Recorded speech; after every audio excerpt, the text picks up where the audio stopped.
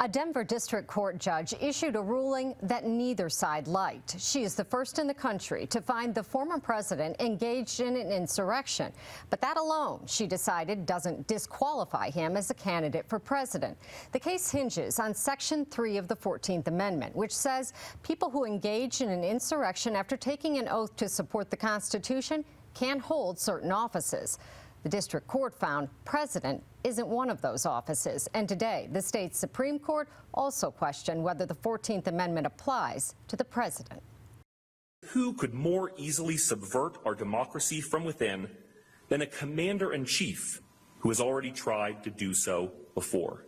Attorneys for petitioners told the state Supreme Court it would be strange, bizarre, even absurd to say the framers of the Constitution intended that the 14th Amendment apply to virtually everyone who holds office, but the president. I mean, think about that. You'd be saying that a rebel who took up arms against the government couldn't be a county sheriff, but could be the president.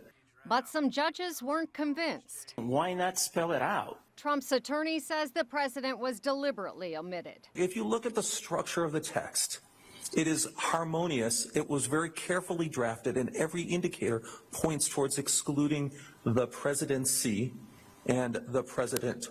He also took issue with the lower court's finding that Trump engaged in an insurrection.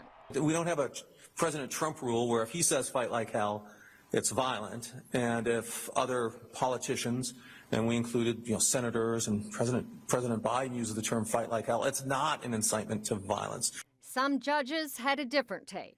A leader of an insurrection usually is not involved in, or frequently is not involved in the hand-to-hand fighting. They direct it, they organize it, and then they stand back and they watch it.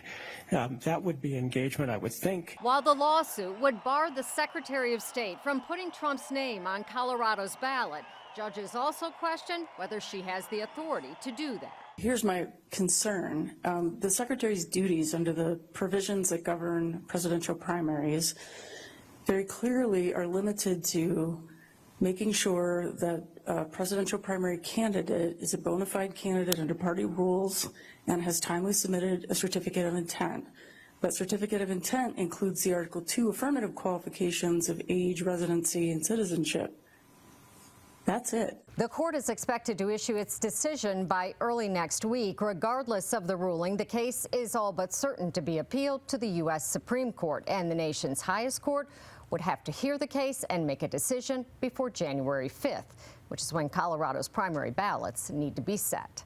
Sean Boyd covering Colorado First.